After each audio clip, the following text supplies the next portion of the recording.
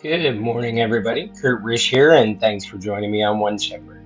So today we are continuing with our reading of the Old Testament book of 1 Samuel, chapter 8. Now it came to pass when Samuel was old that he made his sons judges over Israel.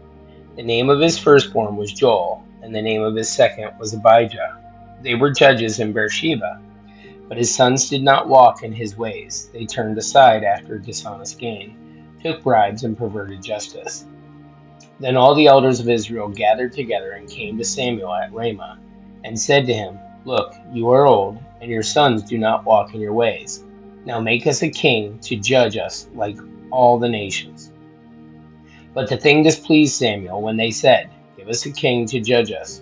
So Samuel prayed to the Lord, and the Lord said to Samuel, Heed the voice of the people in all that they say to you, for they have not rejected you, but they have rejected me, that I should not reign over them, according to all the works which they have done since the day that I brought them up out of Egypt, even to this day, with which they have forsaken me and served other gods. So they are doing to you also. Now therefore heed their voice. However, you shall solemnly forewarn them and show them the behavior of the king who will reign over them. So Samuel told all the words of the Lord to the people who asked him for a king. And he said, This will be the behavior of the king who will reign over you.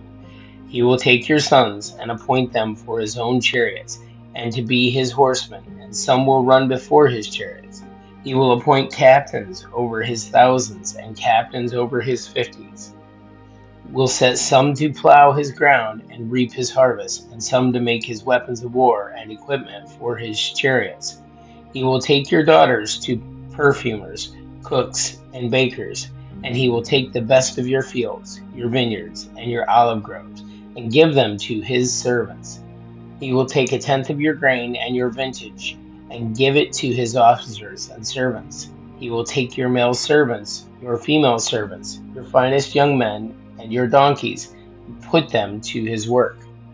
He will take a tenth of your sheep, and you will be his servants. And you will cry out in that day because your king whom you have chosen for yourselves, and the Lord will not hear you in that day. Nevertheless, the people refused to obey the voice of Samuel, and they said, No, but we will have a king over us, that we also may be like all the nations, and that our king may judge us and go out before us and fight our battles. And Samuel heard all the words of the people, and he repeated them in the hearing of the Lord. So the Lord said to Samuel, Heed their voice, and make them a king. And Samuel said to the men of Israel, Every man go to his city. Guys, that's it for our reading of the Old Testament book of 1 Samuel. Thank you so much for joining us. May you have a great day, and God bless.